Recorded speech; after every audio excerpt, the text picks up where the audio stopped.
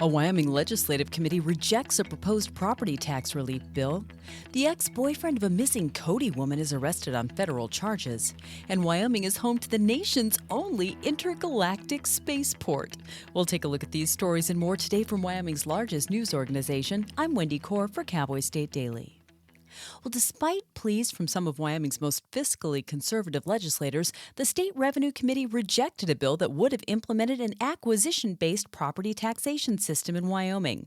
Political reporter Leah Wolfson said many of the legislators and constituents who supported the bill presented stories to the committee of people being priced out of their homes because of drastically escalating property taxes.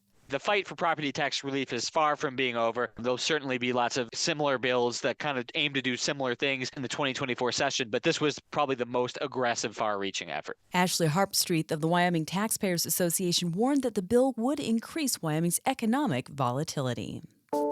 Oil and gas has long been a primary economic driver in the Cowboy State, but the requested hike in electric rates by Rocky Mountain Power could be devastating to the mineral extraction industry.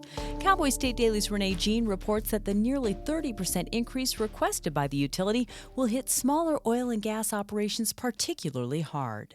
A third of Wyoming's production comes from very small companies like Kirkwood Oil and Gas. As an example, their electric bill is up to $315,000 a month. So if you add a 30% increase on top of that, that's another $94,000 to the monthly electric bill. Small producers are not the only ones saying a 30% rate increase would be devastating. Merit Energy annually spends $70 million on electricity. The proposed 30% rate increase proposed by Rocky Mountain Power would mean shutting down about 9 million barrels of oil for Merit.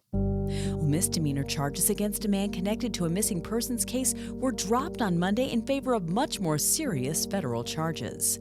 26-year-old Adam Aviles Jr., the ex-boyfriend of Katie Ferguson of Cody, who's been missing for about a month, was jailed Wednesday and charged Thursday with misdemeanor charges of methamphetamine possession and taking his dad's truck without permission.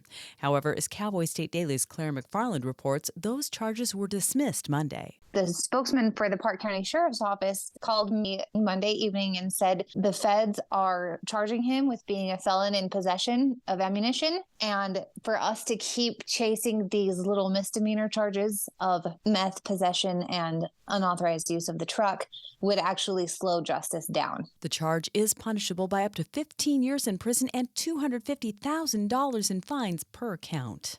I'll be back with more news right after this. No one should go hungry on Thanksgiving, and yet hundreds of men, women, and children from our community are homeless and hurting this holiday season. Yet you can provide hope.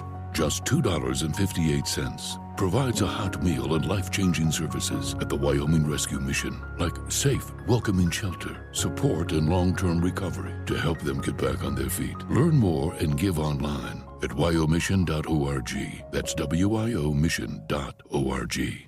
An iconic single-lane bridge spanning the Snake River near Jackson is being removed, and plans are underway to build a new and improved bridge in the same spot within 2 years.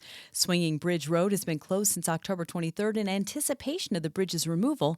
Cowboy State Daily's Andrew Rossi reports that the entire swinging bridge should be removed by early December. It was first a swinging bridge built in the 1930s. It's been in place in that spot since 1960, but originally it crossed the Wilson River and it was built in 1915. So it's well outlived its lifespan. Most of the money for the new swinging bridge comes from WYDOT's Bridge Replacement Off system, which allocates funds to replace or refurbish bridges owned by Wyoming cities, towns, and counties located on roads that don't receive federal aid. And the Greater Green River Intergalactic Spaceport began nearly 30 years ago as a joke.